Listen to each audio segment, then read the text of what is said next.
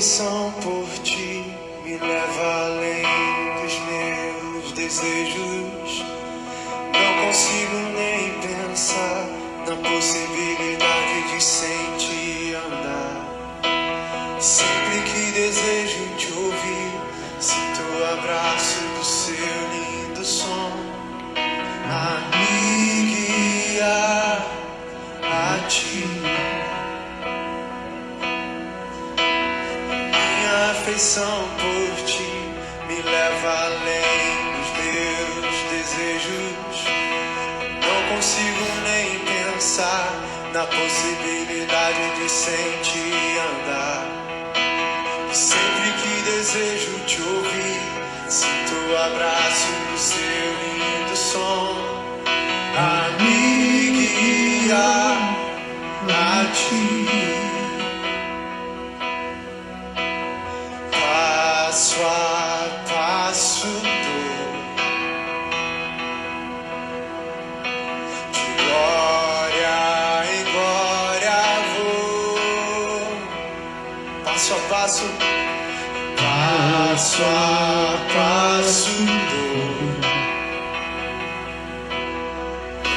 de glória em glória vou.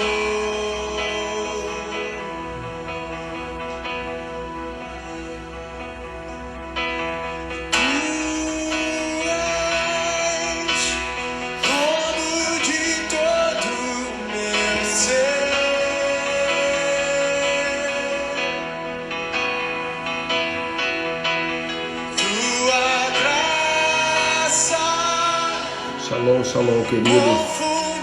Deus abençoe a todos. Sejam bem-vindos. Comece a convidar pessoas aí. Sua vida é o motivo do meu viver. Glória a Deus, queridos. Glória a Deus. Sejam bem-vindos todos. Hoje teremos uma live, mais uma live especial com o nosso querido amigo apóstolo Adriano José, do Ministério Ramo Estendido, que tem sido de fato um grande consultor, um grande mentor para nós nesse assunto tão lindo, nesse assunto tão importante que são as tribos e os meses bíblicos. E nós entramos no mês de Tamuz. É um mês muito especial para mim, porque foi nesse mês que eu nasci e eu aprendo muito estudando, então estou com uma expectativa muito grande para, na verdade, para o que vai acontecer aqui nessa live hoje. E eu espero que você esteja com o teu coração aberto, espero que você convide pessoas, anote bastante.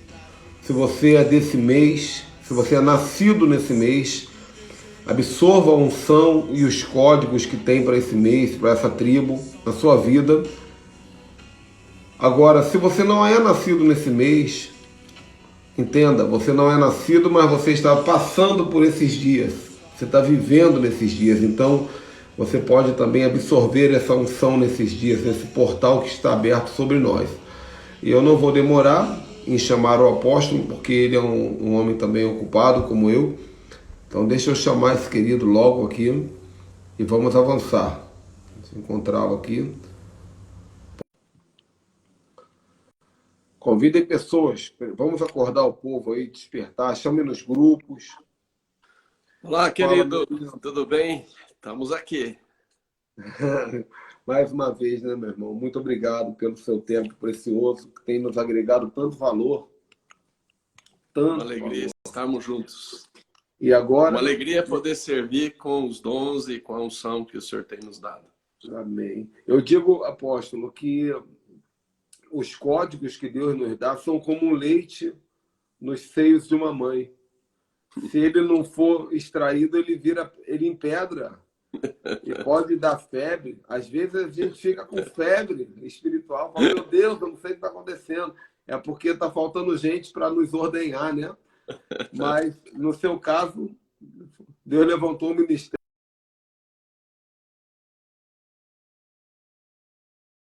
depender de nós, rios de águas vivas vão fluir do seu espírito cada vez mais, que nós estamos sedentos aqui. Amém. Né? E esse mês tem um nome polêmico, né? Amém. Mês de Tammuz. Tem. Fica à vontade. Mas ele é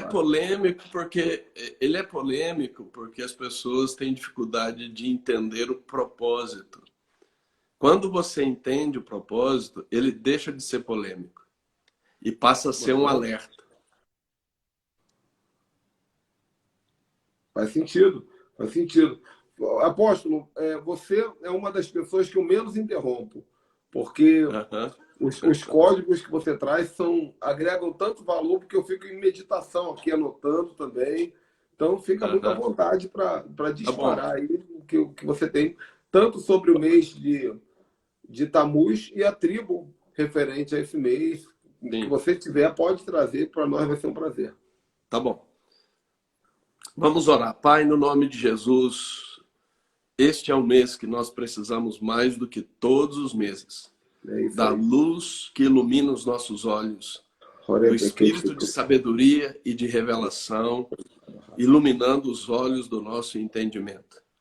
Então, Senhor, brilha a tua luz, a luz da tua glória, a luz da tua palavra, em nome de Jesus. Amém.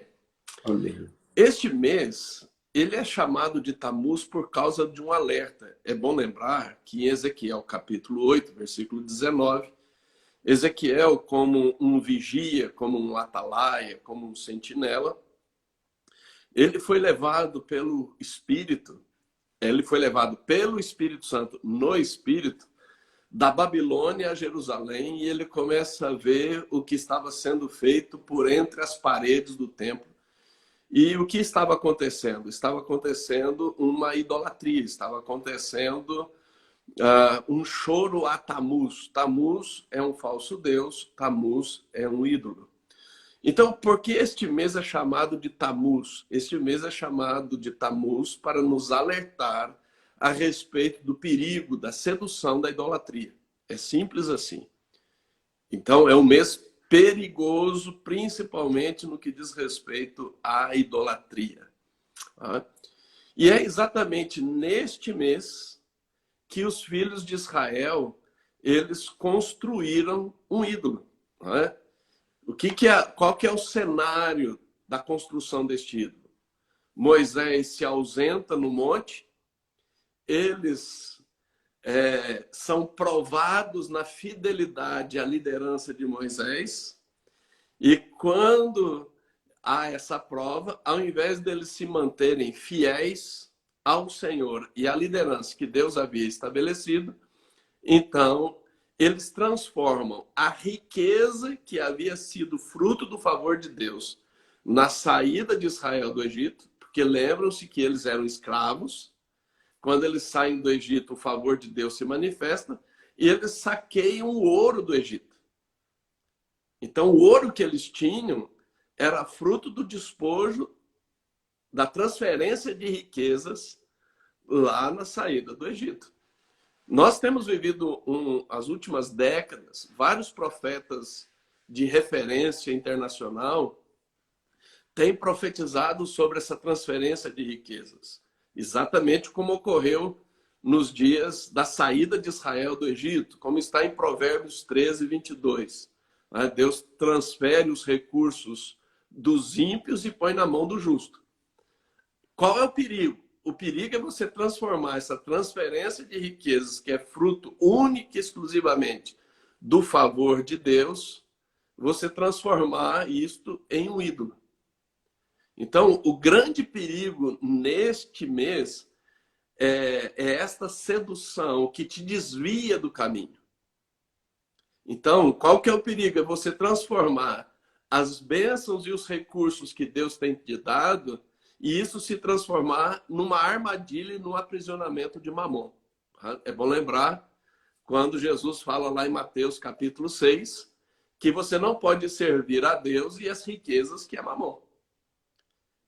Ali, neste mês, os filhos de Israel deixaram de servir ao Senhor para servir a Mamon e ali eles constroem o bezerro de ouro e dão ao bezerro de ouro toda a honra pela saída do Egito. Então, este mês, nós somos alertados contra a idolatria. Então, vamos pegar alguns aspectos importantes disso.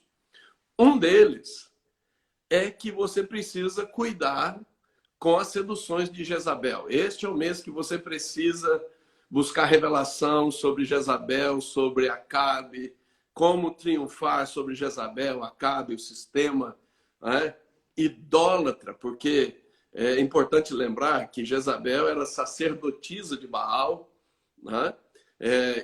Acabe e Jezabel, estabelecem um sistema falso de governo e tudo isso está relacionado neste mês. Por quê? Porque Apocalipse 2:20 fala sobre Jezabel, que seduz os servos a comerem coisas sacrificadas a ídolos. E aqui está o perigo que relaciona ídolo com falsa profecia.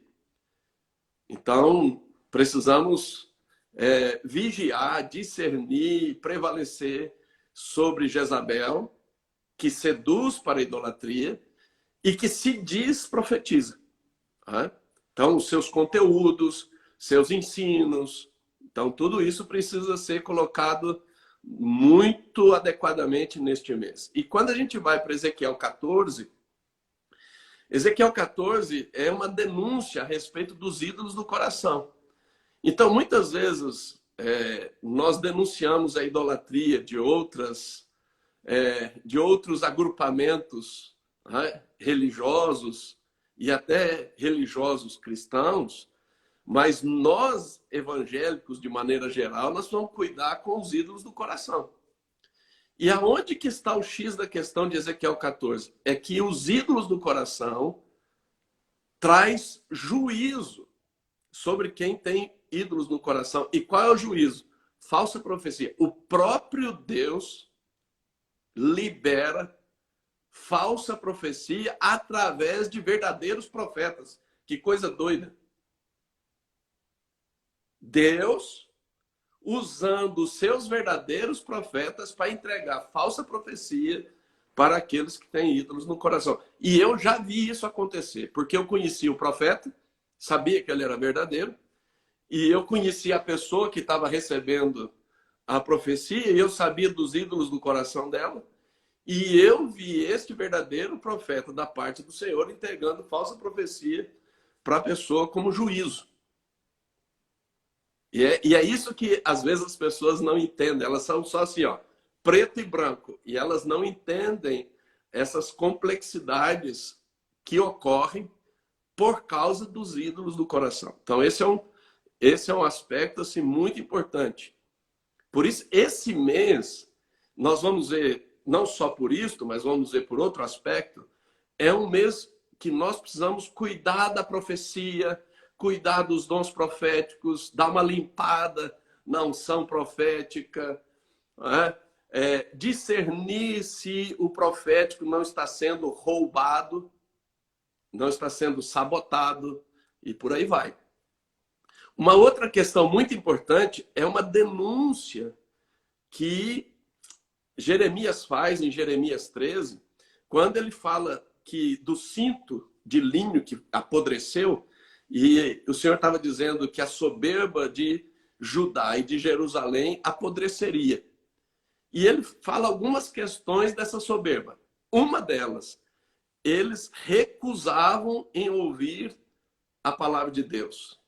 Andava nos seus próprios desejos, na dureza do seu coração, e praticava idolatria. Então, este mês, idolatria, falsa profecia, soberba, são questões que estão interconectadas, que nós precisamos discernir. Por isso que este é um mês perigoso e desafiador por causa da sua complexidade. Um outro aspecto importante é que nós vamos encontrar em Atos 14. É o perigo de você... Você não é idólatra, mas qual é o perigo? É de você deixar que as pessoas te idolatrem. Então, o que ocorre? Em Atos 14, Paulo opera Paulo e Barnabé estão lá, Deus opera um milagre curando um coxo de nascença, e eles querem sacrificar a Paulo e a Barnabé, tendo-os como deuses. Paulo pula no meio, rasga a roupa de maneira intensa e violenta, e ele bloqueia aquela idolatria.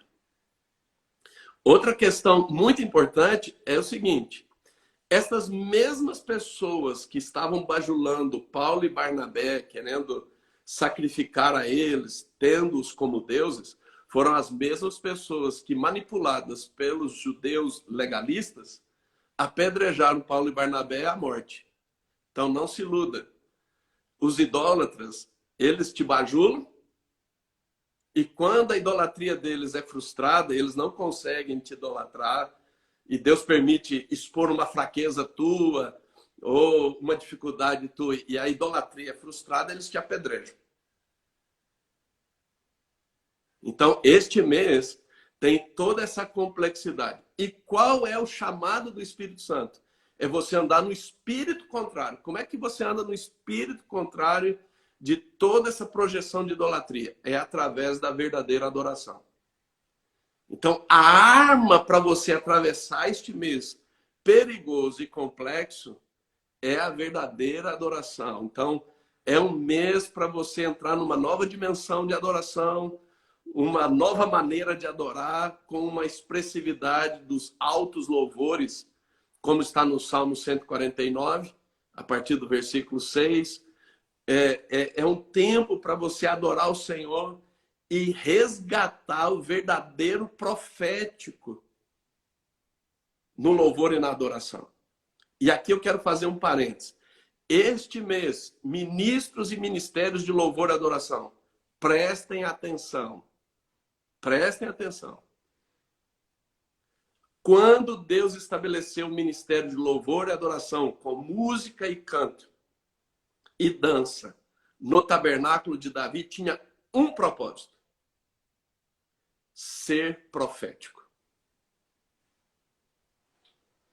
Então, ministérios de louvor e adoração, neste mês, precisa fazer-se uma avaliação. Como é que está o mover profético verdadeiro na liberação do som dos músicos, da voz dos cantores, da expressão de quem canta, dos técnicos, porque tem muita gente que cuida do som e não percebe a importância de ser profético dentro do contexto do louvor e adoração. E aí ele acha que é só técnica. Não. Este é o mês, por exemplo, Deus tem nos dado um alerta enorme sobre ministros e ministérios de louvor e adoração neste mês, tanto no que diz respeito à idolatria, mas de uma forma muito específica à profecia, aquilo que é profético. 1 Crônicas 25, do versículo 1, Davi e os líderes, eles escolhem, né?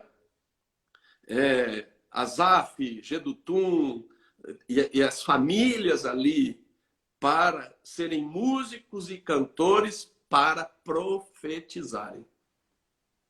Não é para show. Não é para show. Não é para exibição. É para profetizar. Portanto, ministros e ministérios de louvor e adoração que não fluem profeticamente, eles estão fora de propósito. Simples assim. Pode ser bonito, pode ser criativo, pode ser artístico, pode ser famoso, mas estão fora de propósito. O apóstolo, e é importante, assim, de uma maneira resumida, é claro, porque isso aí é tema de mais de 20 lives, deixar claro que o profético não é o dom da profecia. Não. Porque tem muita gente que ouve assim, o louvor tem que ser profético. E, claro, infelizmente ainda existe muita gente que pensa, então é para cantar dizendo eis que te digo, é para tocar dizendo eis que te digo. Eu costumo dizer até uma frase que é muito forte. Eu digo assim, a maioria os maiores profetas do mundo talvez nunca tenham entregue uma profecia. Entre aspas. Sim. Então, o profético, na questão aqui, é de abrir um portal e trazer a presença do Eterno para o meio do povo. Isso é o profético. Então, isso pode acontecer na hora que o arpista encosta numa nota e plim, Exatamente. E aí desbloqueia o vem um céu. outro aspecto, importante e já conectado, que este mês ele está conectado com a letra hebraica Raim. E esta letra hebraica, a figura profética desta letra hebraica, a expressão profética, é uma abertura por entre o muro. Por onde o vento passa, por onde a luz brilha. E é exatamente esta abertura. Então, o profético ocorre quando? Quando o céu Raim, se que você abre. fala, é o que nós chamamos, às vezes, de rei, que é o que vem depois do Dalet. É. Sim. Então, o que acontece? Ele é uma abertura por entre o muro. Essa é a figura profética. Então, neste mês, Deus está estabelecendo uma abertura para um fluxo de revelação profética, do mover do Espírito, de trazer luz. E isso tem a ver com algumas questões. É a figura também do discípulo que se submete ao seu rei. E tem uma outra perspectiva que é de novos começos. Então, este é o mês para você ter novos começos no mover profético, dessa abertura. Levantai, ó portas, as vossas cabeças. Levantai-vos, ó portais eternos. Para quê?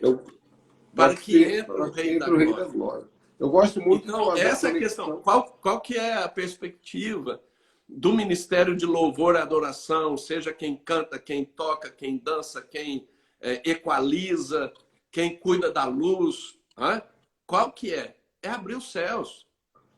Eu gosto muito de explorar essa conexão, apóstolo, dessa letra Raim com o Dalet, que é a letra anterior, porque existem várias maneiras de nós interpretarmos essas letras, mas uma das interpretações do Dalet é uma porta encostada. É uma porta encostada na qualidade de que você pensa que ela está fechada, mas ela está aberta, ou você não teve a predisposição de entrar. Como aquele texto lá de Pedro e João, quando passavam na porta do templo, tinha um mendigo na porta. E eles falaram, olha, o que eu tenho, eu não tenho nem ouro nem prata, o que eu tenho, eu te dou. Entra no templo, ou seja, sai do Dalet e entra no rei. Você vai ver o que tem do outro lado. Você vai ver as maravilhas que te esperam do outro lado. Então, também tem a ver com essa conexão de você abrir mão desse espírito de medo de encontrar o novo de Deus, de medo de experimentar a glória disponível para nós e romper esses tetos, passar por esse portal e se maravilhar. Tanto que se escreve rei, e é curioso que parece com o rei mesmo do inglês, né? Rei, que é, nossa, como eu consegui viver até hoje sem experimentar essas maravilhas. E tem tudo a ver com o que você falou, que é um buraco, uma fresta no muro, que você pode observar o que tem do outro lado e falar, eu quero viver aquilo que está lá do outro lado. Então, dentro dessa perspectiva, este mês é um tempo para nós clamarmos para que essa luz passe por essa abertura e ilumine os olhos do nosso coração. E isso está muito ligado com a oração de Paulo à igreja de Éfeso, quando ele diz que ele ora para que o Pai libere o espírito de sabedoria e revelação, iluminando os olhos do entendimento, no pleno conhecimento dele. Para quê? Para saber a respeito de três coisas chaves. Três coisas chaves que você precisa ter os teus olhos iluminados. Primeiro, a vocação, o chamado. Segundo, a herança, a porção de Deus. E terceiro, o poder de Deus. Muitas pessoas estão vivendo insatisfeitas porque elas estão desalinhadas com o chamado, ou com a herança, ou com o poder de Deus, ou com as três juntas. Quanto mais desalinhado, mais insatisfeito. Conforme você vai se alinhando, né? E aí a importância também, né? Voltando aqui nessa luz, porque o que bloqueia essa luz? O que bloqueia essa luz e iluminar os olhos é o ocultismo. Então, este mês é um mês de guerra contra o ocultismo. E o ocultismo, o que é ocultismo? É ocultar, tirar das vistas, impedir de ver. E o ocultismo, eu assim, teria algumas lives para falar de ocultismo. Né? Porque você tem o ocultismo pela soberba, você tem o ocultismo pela incredulidade, você tem o ocultismo pela falsa profecia, você tem o ocultismo pelas obras de feitiçaria, você tem o ocultismo por traumas, você tem o ocultismo por apostasia, você tem o ocultismo por incredulidade. Então, o ocultismo ele opera da maneira mais ampla. Então, este mês é um mês de muita guerra com relação ao ocultismo, para que, de fato, o seguinte, você possa ver. E o que eu quero chamar a atenção é algo que o Senhor está nos chamando a atenção. Inclusive, no treinamento sábado, a apóstola Daniela, uma das palavras que ela deu foi exatamente a soberba cega. E a igreja de Laodiceia era uma igreja que tinha vários problemas, mas ela era cega e não sabia. Jesus disse, nem sabes que, dentre outros problemas, ela era cega. Então, o pior dos piores é quando a luz não está brilhando, o ocultismo está operando, você está cego e nem está se dando conta que está cego. Tem uma coisa muito interessante, apóstolo. Eu fico imaginando assim, esse momento em que o povo idolatrou lá no deserto, construindo bezerros de ouro, era um momento ímpar, porque Satanás sabia que faltava poucas horas, ou de repente poucos dias, para Moisés descer com muita revelação, com muito código. Então, era o rei, era a luz, a gloriosa luz estava a ponto de vir. E Satanás sabia, olha, a única maneira que eu tenho de impedir o povo de se entregar, de ver, porque uma vez, Albert Einstein disse uma coisa, uma vez que uma mente é expandida, nunca mais ela volta a ser como antes. Então o diabo sabia que se o povo tivesse... E é exatamente isso que você está dizendo, porque Moisés vai descer e quando ele encontra essa idolatria, que ele está trazendo a Torá, lembra que ele está trazendo a Torá, ele está trazendo os 10 mandamentos, as tábuas da aliança. No dia 17 de Tamuz, ele quebra essa aliança. Sim. Ele quebra essa tábua. E um juízo se estabelece no arraial. Foi exatamente nesta ocasião que perde-se a perspectiva sacerdotal geral da nação e Deus então começa a levantar os levitas. Foi exatamente nesse juízo aí. Porque a ideia original de Deus não era que existissem os levitas. A tribo, os primogênitos de cada tribo seriam os sacerdotes. Mas como os únicos que não haviam se corrompido com o bezerro de ouro foram os filhos de Levi, Deus falou assim, então esses serão os meus santos. E na verdade foram eles que executaram o juízo, né? Então eles zelaram. Então é o seguinte, este mês vai ter coisas que você vai ter que morrer, vai ter coisas que você vai ter que passar a espada. Entendeu? Agora... E é aí que começa, por exemplo, do dia 17 de Tamuz ao mês que vem, que é o mês de Ave, a 9 de Ave, isso que eu ia falar aqui agora. No ciclo redentivo, são os 21 dias mais desafiadores, estreitos do calendário bíblico. Por quê? Porque eles começam pecando em Tamuz, construindo o bezerro de 17 de ouro. Tamuz. 17 de Tamuz é quebrado as tábuas E no dos dia mandamentos. 9 de Ab, E 9 de Ab eles se rebelam e deixam de entrar na terra prometida. e, coincidentemente, é nesse dia 9 de Ab que o primeiro templo é destruído. Não, o que acontece é o seguinte, que se você olhar para a história de Israel, os cimentos trágicos não é só a destruição do templo. Há vários acontecimentos trágicos. O que ocorre? Eles Essa data começam acaba se pecando. tornando um portal de maldição, né? De juízo. Isso, ou seja, eles começam em 17 de Tamuz e 9 de Av, eles consolidam um ciclo de destruição.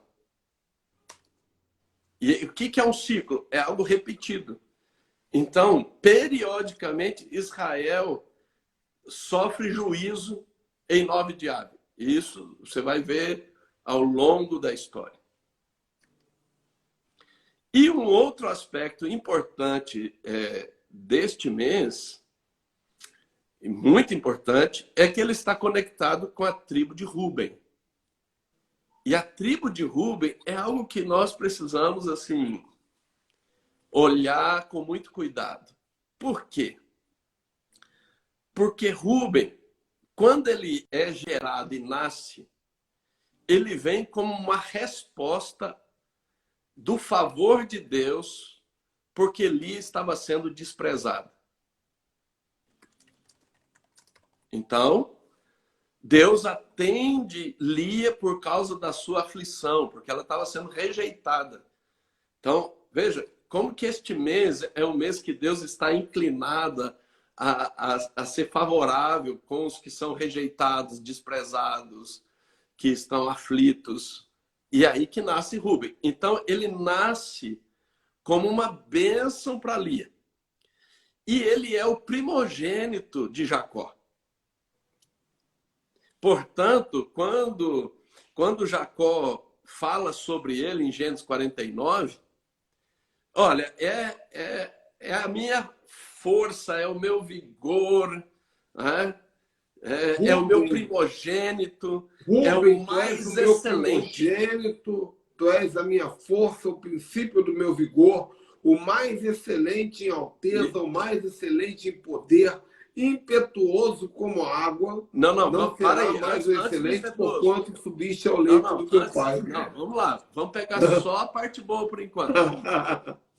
Veja, ele era primogênito, ele era a expressão de força e vigor, ele era a expressão da excelência. Alteza e poder. Veja, ele tinha um propósito, um potencial extraordinário. Propósito de herdeiro, de dupla herança por causa da primogenitura. Ele era vigoroso. Isso aponta para poder. Tem todo um aspecto de liderança aí. E ele era excelente. Então, quando nós olhamos para esse mês, nós precisamos, primeiro, ter revelação do favor de Deus, da herança de Deus, das bênçãos de Deus. Como que Deus nos planeja para que nós sejamos excelentes. Não é perfeitos, é excelentes. Para chegar nos lugares altos, para chegar em lugares de excelência. Mas tudo isso foi sabotado. Por causa do quê? Por causa da sua instabilidade e impetuosidade. Aí Moisés vai dizer que ele era impetuoso e instável como a água. Por causa da impetuosidade e dessa instabilidade, ele adulterou. Muitas pessoas, elas querem se libertar do adultério, da prostituição, e elas não entendem que isso é consequência. Se você não tratar o fator gerador, você não se liberta. Então, o que levou Rubem a adulterar? A sua instabilidade emocional, muito provavelmente por causa de toda a situação de rejeição e de aflição até da própria mãe. E a sua impetuosidade. Ele vai e adultera. Quando ele adultera, o que ele perde? Ele perde a primogenitura, que é transferida para José. Ele perde todo o potencial. Então, ele perde o vigor, ele perde a excelência. Por causa de uma escolha. Por causa de uma decisão de profanar a cama do seu pai. Sim, deitar com a sua madrasta. Isso, ele desonrou frontalmente o pai dele. Esse mês nós precisamos, assim, vigiar essas questões de Rubem para que nós não percamos nosso destino. E é um mês, apóstolo, porque para quem é primogênito, estuda sobre primogenitura, precisa ter um cuidado 10 vezes, porque o primogênito ele é muito caçado nesse mês. Sim. Porque no mundo espiritual, quando o diabo derruba um primogênito, ele está tendo uma premiação dobrada. Isso. É como se ele derrubasse um pai. E você vai ver que Rubem ele já tinha uma tendência de autossabotagem na primogenitura. Porque quando os irmãos conspiraram para jogar José no poço, Rubem ele tentou maquiar a história, né? Falou assim, olha, eu vou... Tá bom, vamos jogar no poço.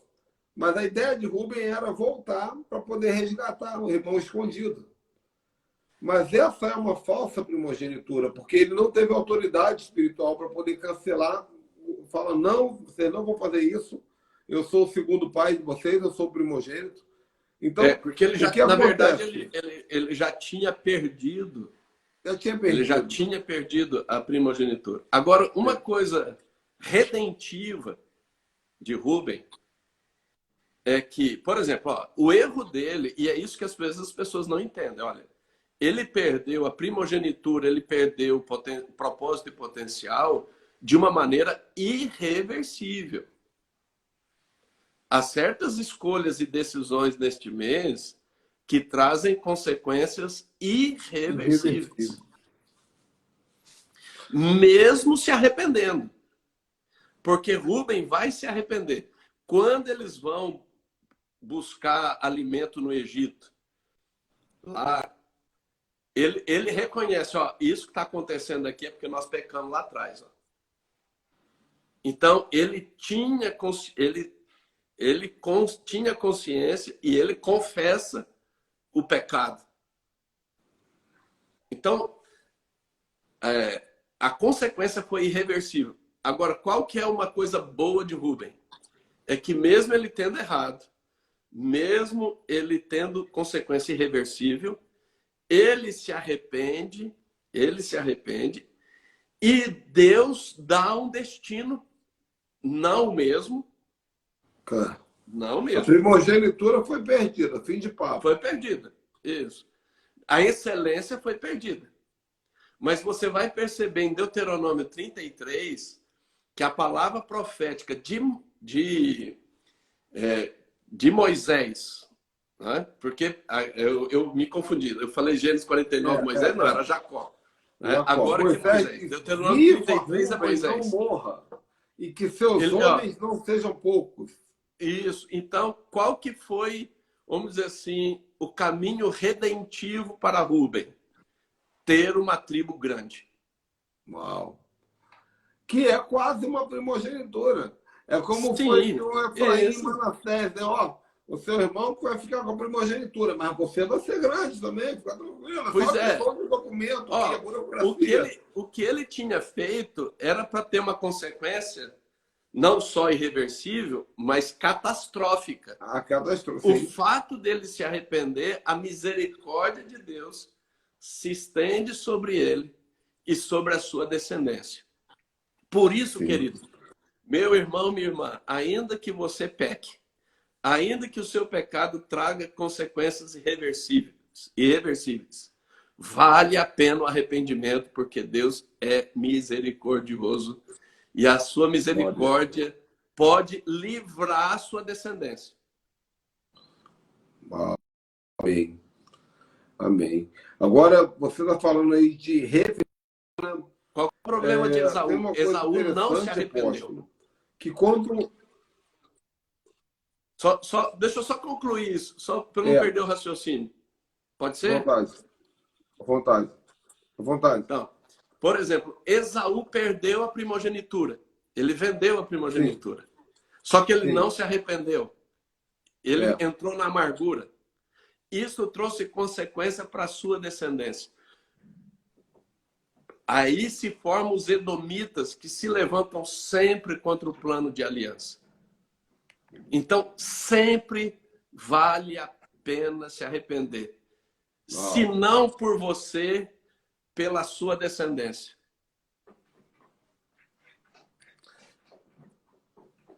Afirmativo. Agora, você estava falando aí de reversibilidade, né? Quando Ezequiel, ele tem lá em Ezequiel 48, versículo 31, ele tem a revelação do novo templo, né? Ele tem uma revelação do novo templo que Deus haveria de dar, possivelmente seria uma revelação escatológica. E quando ele vai falar da ordem do posicionamento das tribos, ele coloca Rúben no lugar contrário que era, porque Rúben ficava posicionado ao sul do tabernáculo, mas Ezequiel ele fala assim: você vai ficar ao norte. E eu acho que isso é um código dizendo: olha, Deus ele está te dando uma nova chance. Ele está tirando você de um lugar de miséria que você estava, de uma falta de posicionamento, de falta de alinhamento, do lugar errado, te colocando numa nova posição para que você tente recomeçar a partir daí. Isso, por isso, você tocou num assunto importante. Por isso que este mês é um mês de recomeço. É um mês... Uau!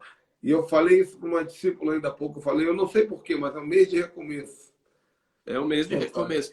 Isso também está ligado com a própria... Lembra que eu falei uma das características proféticas da letra que está conectada a este mês?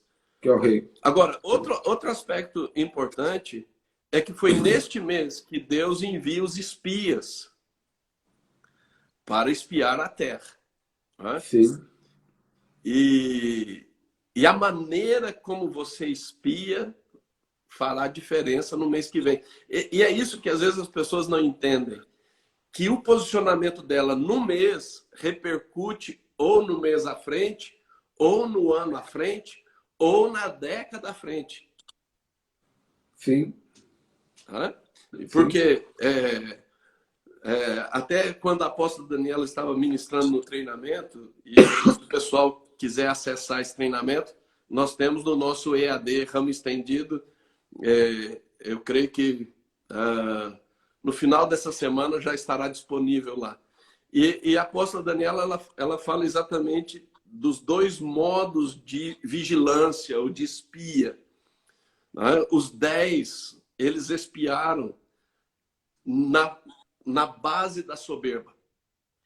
E Josué e Caleb na base da humildade. Ela esmiuça isso, como que isso ocorreu. E então, este mês é quando Deus está nos levantando para espiar as promessas.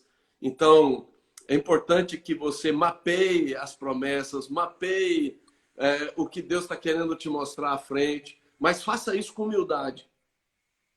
Faça isso com humildade. Isso vai preservar você e vai ajudar você a ir para o mês que vem de maneira adequada nas decisões nos dias à frente.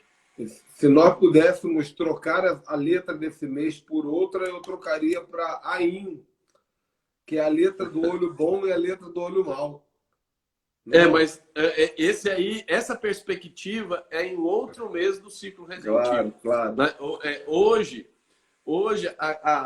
este mês é a questão de você olhar de maneira adequada, com os olhos iluminados. É diferente, parece similar, mas é diferente de você ter olho bom e olho mau. Uhum. Hoje a questão é que nós precisamos de luz para ver. Sim, clareza. Clareza para ver. Clareza. E por isso que este mês, de uma maneira muito importante, nós precisamos fazer como Davi: Senhor, me ajuda a me livrar da soberba, me ajuda a guardar o meu coração e me fundamentar na humildade. Agora, apóstolo, nós estamos, já está chegando no final aqui do tempo, Sim. Nós estamos para entrar em 2 meses fundamentais, né? Que é o mês de Ab e é o mês de Elu, né? Que são meses que são muito silenciosos, aparentemente. São meses que nos chamam muito a uma introspecção, a conserto. Olha que coisa interessante. Agora vem esse impacto, né, de Tamuz, Deus falando: cuidado com a idolatria, porque a idolatria foi o que destruiu tudo sempre. Sempre. Israel foi destruída pela idolatria, Judá também pela idolatria. A igreja hoje está sendo abatida pela idolatria. Só que os próximos meses Deus começa a trabalhar a questão de você agora introspectar muito esses avisos para preparar o coração para o 3º mês que vai vir. Agora vem Ábio, depois vem Elu, e aí quem se permitiu passar por esse processo de 3 meses, então essa tríade é muito poderosa: Tamuz, Ábio e Elu. Aí entra em Tishrei, que é a grande festa. Esses 3 meses eles são chaves. Por quê? Porque são os últimos meses do ciclo da criação. Uhum. Então você está terminando o ciclo anual com esses 3 meses. Normalmente nós nos posicionamos para buscar ao Senhor revelação para o ano à frente, agora, nesses 3 meses. É. E você vê que já começa lá, quando chegar, vai vir Ab, Elu. Aliás, Tamuz, Ab e Elu. Aí quando começa Tishrei, primeiro dia, já começa Yom Kippur. E aí, claro, nós vamos falar isso daqui a 3 meses. Mas Deus já falando: pronto, vocês estão prontos para se arrepender? Eu dei 3 meses para vocês meditarem bastante, se analisarem, observarem como é que está a situação, para a gente falar agora de arrependimento, de trombeta, de Sucote e começar mais um ciclo, né? Deixa eu fazer um comentário. A Viviane colocou aí: cada ciclo que se inicia sempre começa com arrependimento. Deixa eu ajudá-la a compreender um pouquinho melhor. Na verdade, nós precisamos terminar os ciclos em arrependimento. Yes. Para que nós possamos começar bem os novos ciclos. Yes. Então, o arrependimento ele precisa vir antes de começar o novo ciclo. Então, nós precisamos terminar os ciclos com o verdadeiro arrependimento. Então, por quê? Porque o arrependimento ele não abre ciclos, ele fecha ciclos. O arrependimento acontece depois de um pecado, e o pecado acontece durante o ciclo. Entendeu? Então, por exemplo, o pecado ele abre portas para um ciclo de destruição. Como é que você fecha esse ciclo de destruição? Com arrependimento. A incredulidade abre ciclos de impossibilidades para o milagre. Como é que eu fecho esse ciclo de impossibilidade para o milagre que a incredulidade acionou? Fecho com arrependimento. Então, na verdade, o arrependimento ele fecha ciclos e ele te possibilita iniciar um novo ciclo de maneira adequada. Então, nós precisamos, na verdade, ter a compreensão que o arrependimento fecha ciclos destrutivos, ciclos de derrota, ciclos de vícios, ciclos de sabotagens. O arrependimento ele é chave para fechar ciclos maus. Amém. Meu irmão, Amém? eu acho que deu para fazer um bom resumo, né? Sim. Eu não sei se eu estou enganado, mas na Nova Jerusalém, a porta destinada ao nome, a porta que vai ter o nome de Rubem, é a porta por onde vão entrar os arrependidos, os remidos. Não sei se tem alguma coisa desse tipo. Não sei te dizer, mas é algo interessante para examinar. Eu lembro de ter estudado isso, mas eu acredito que eu fiquei muito impactado na época. Depois eu deixo aberto para cada um de vocês que estão assistindo vasculharem. É fácil de achar, está lá em Apocalipse. Sim. Né? E cada porta vai ser destinada a uma tribo e cada fundamento a um apóstolo. E uma das portas ela é para os arrependidos. E é muito engraçado, né? Porque Rubem ele não entregou tanto valor. E Deus deixa entrar justamente pela porta de Rubem todos os lavados, todos os remidos, os arrependidos. Vamos dar uma boa-vinda especial aqui ao nosso amigo Irineu Gruber. Uma honra tê-lo conosco aqui no nosso grupo, na nossa live. Uma alegria. Mas é isso, apóstolo. Se quiser complementar, fique à vontade. Não, eu creio que, assim, vigie de uma nova forma do dia 17 de Tammuz a 9 de Ab. São 21 dias. É um período extraordinário para vigílias, é um período extraordinário para jejum de humilhação. Né? Assim, é um tempo para você entrar num processo de humilhação mesmo, de renúncia das mais variadas expressões de orgulho. Amém. Amém? Então, tá bom. Glória a Deus. Deixa eu fazer essa oração final aqui. Sim. Senhor, nós te louvamos, ó Pai, porque nós estamos em um período em que o Senhor coloca diante de nós uma expectativa mais alta. Uma expectativa de um coração de louvor sincero ao Senhor. Um coração de louvor profético, um coração de arrependimento, um coração de vigilância.